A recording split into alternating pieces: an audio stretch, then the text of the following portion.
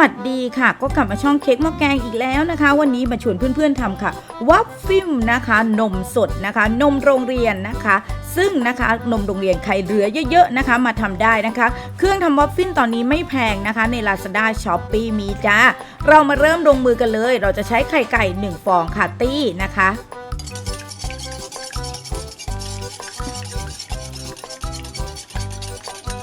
หลังจากนั้นค่ะตีน้ำตาลทรายลงไปค่ะค่อยๆทยอยใส่ลงไปนะคะ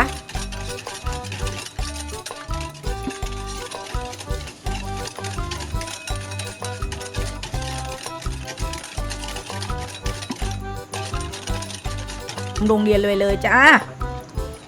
เหลือเยอะนักใช่ไหมเราเป็นการระบายนมโรงเรียนค่ะเด็กๆชอบแน่นอนเมนูนี้นะคะ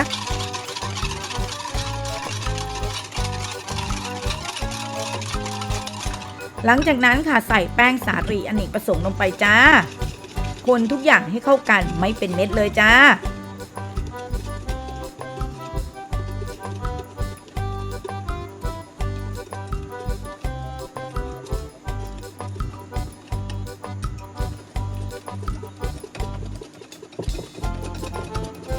หลังจากนั้นค่ะใส่ผงฟูลงไปนะคะและระหว่างนี้นะอย่าลืมใส่นะคะเกลือเพราะแอดบินลืมใส่นะคะหลังจากนั้นค่ะคนให้เข้ากันเลยจ้าเป็นเนื้อเดียวกันใส่เนยละลายลงไปค่ะ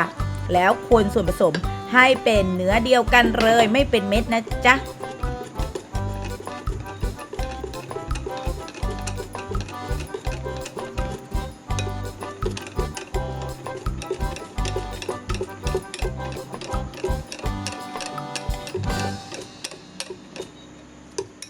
นี่ลักษณะอย่างนี้ใส่กลิ่นวานิลลาไปค่ะคนอีกสักครู่ค่ะเราไปเริ่มทำในส่วนของเตาวัฟฟิลกันเลยนะคะ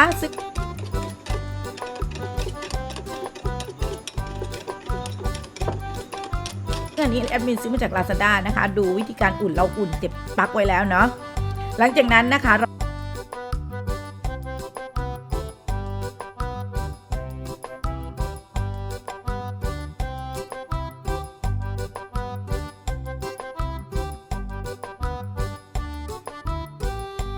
เราจะใช้เนยสดนะคะลงไปค่ะนี่นะคะใส่กระทะไว้แล้วเราค่อย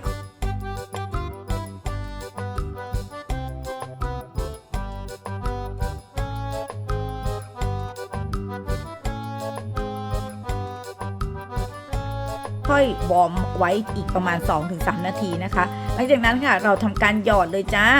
นี่ค่ะให้เล็กๆนะ1เทคนิคก็คือใช้นะคะกระบวยนะคะที่มีขนาดเล็กค่ะเพื่อให้ได้เท่ากันทุกอันนะคะจะได้มีความสวยงาม